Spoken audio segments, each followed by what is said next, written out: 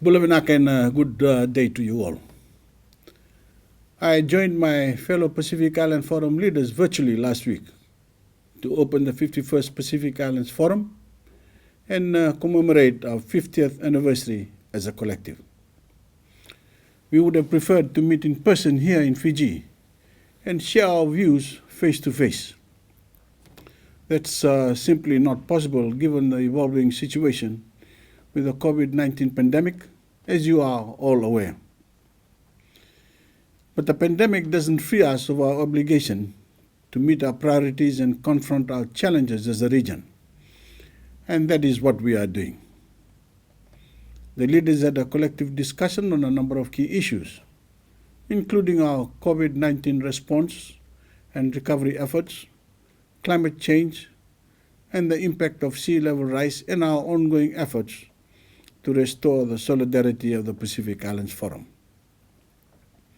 Leaders were also pleased to receive a message from US President Joe Biden, congratulating us on our 50th anniversary, a first for a US president.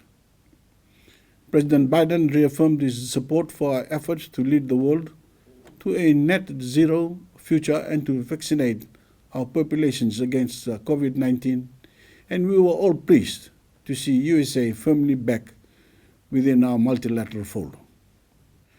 In summary, I believe the discussion last Friday was very productive and has given us a clear way forward on key political matters.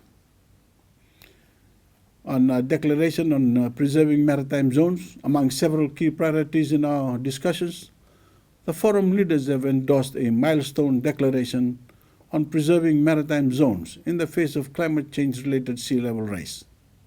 Importantly, the declaration proclaimed that sea level rise, which we know is baked in by current levels of emissions, will not cause us to reduce our maritime boundaries or our rights and entitlements that flow from them.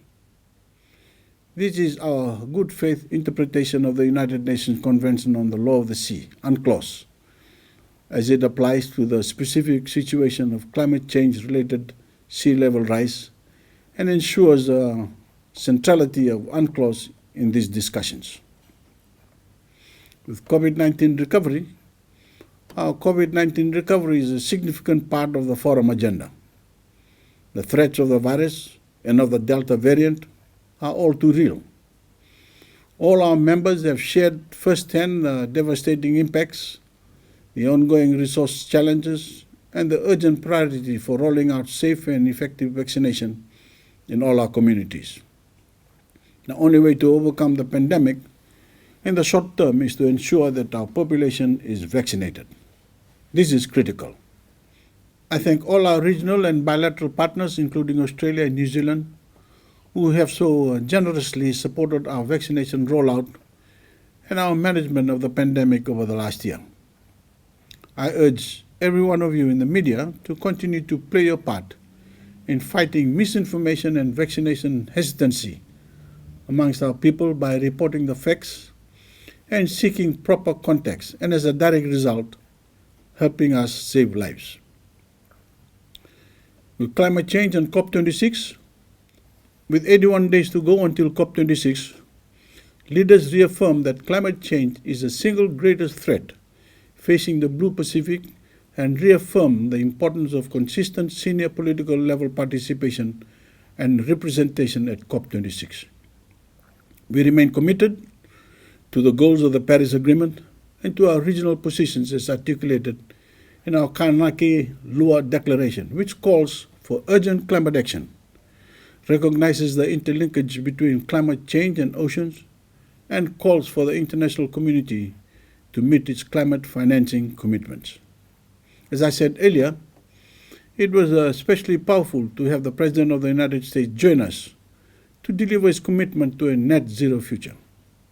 Forum leaders urge all parties to the Paris Agreement to ensure that COP26 delivers an outcome that truly advances efforts to limit global warming to 1.5 degrees Celsius above pre-industrial levels.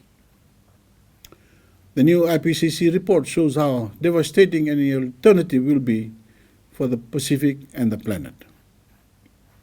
In restoring regional solidarity, the discussions last Friday was also an opportunity for leaders to meet and collectively discuss the progress of the ongoing political dialogue mechanism.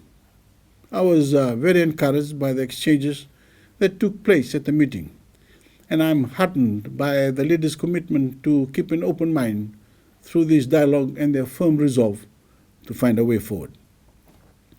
As I had alluded to in my opening remarks at the meeting last Friday, my tenure as Forum Chair will be focused on rebuilding the solidarity of our Forum family, and I look forward to working closely with leaders to agree on a way forward that works for all parties and restores the full strength of the Pacific Islands Forum. Moving forward, the 51st Pacific Islands Forum and related meetings will be convened over the next 5 to 6 months. This will include high-level meetings with our Forum dialogue partners, Forum observers, and regional stakeholders, including the private sector and civil society. The theme for this 51st session, and indeed the 50th anniversary of the Forum, is security and prosperity in unity. I encourage you to reach out to the Secretariat for details on the program over the next few months. And God bless you all.